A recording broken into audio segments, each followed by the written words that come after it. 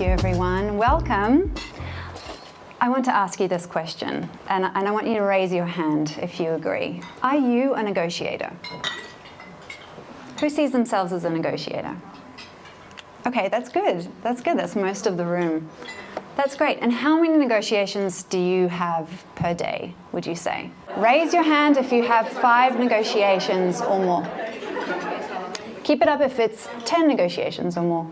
50 negotiations or more? 100 negotiations or more. I have an 11-year-old. She's got an 11-year-old. So anybody with children would have more than 100 negotiations per day. So what if I redefine negotiations as any time you're trying to get agreement or cooperation from someone else? Does that change the way that you answer the question? I want to talk to you about what happens when you're not a good negotiator or a skilled negotiator, because we are all negotiating all the time. And with that, I want to turn to what is unique about women, because it's a group of women. And I really want to give you these tips because these are fabulous and so implementable. I have to start with this. There is no real difference in the way or in the ability to get good outcomes between men and women. Okay, let's start with that and ensure that we know that we're not the inferior race when it comes to negotiations.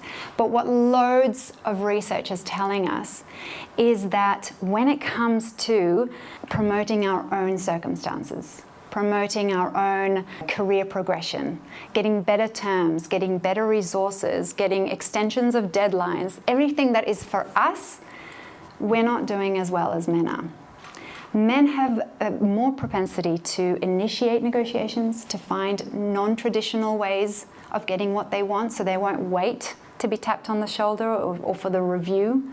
You know, they will ask for what they want even when there's nothing on the horizon to suggest that there is, any reward on the table or waiting for them. They're more likely to knock on doors, and they're more likely to give a high opening offer. And this leaves women behind. It creates a gap. If there is a pay gap, if there is a gap in our ability and our confidence to negotiate for what we want, then we need to quickly and effectively give out these tips, spread them around so that we can all benefit from them.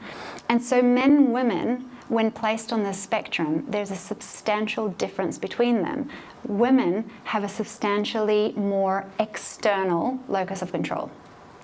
So I thought that was really interesting, because that would mean that we take less responsibility or are less proactive in seeking out the things that we want, knocking on doors, for example, asking for what we want. There's another reason why there may be that gap. I think the risk for women is higher. Do you agree?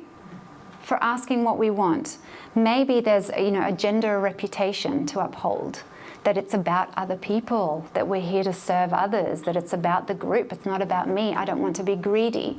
Because there's a social cost of asking for what we want, we might be more inhibited or shyer or uncertain, and we don't want to ask and underdeliver.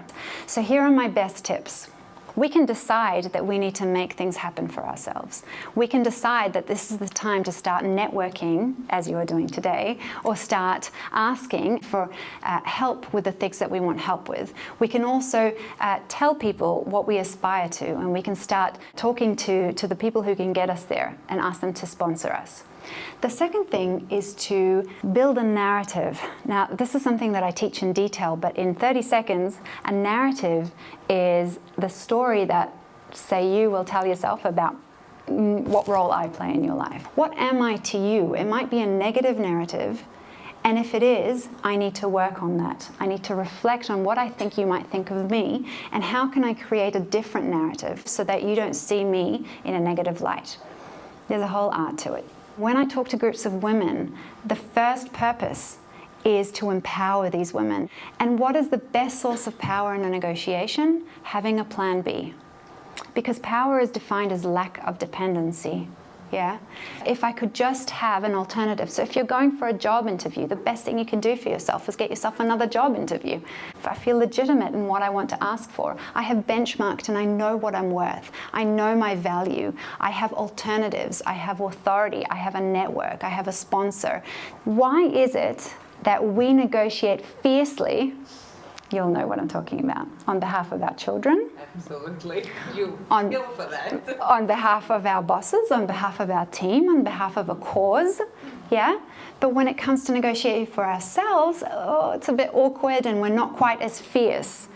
If it's money that you're negotiating, how you're going to take care of your parents in their old age, or how you're going to take care of children or unborn children, or what you're going to do for somebody else with that money. It helps to create this sense of purpose that works with women. And I wanted to share that with you, and I hope you will share that with women in your circles, because I'll give this advice for free all day long if women could just negotiate better for their own career progression and their own things, their own salary, etc. So I'll give you a very short example of how a 2-hour session with a high school principal led to her getting, in one conversation, $50,000 increase on her salary.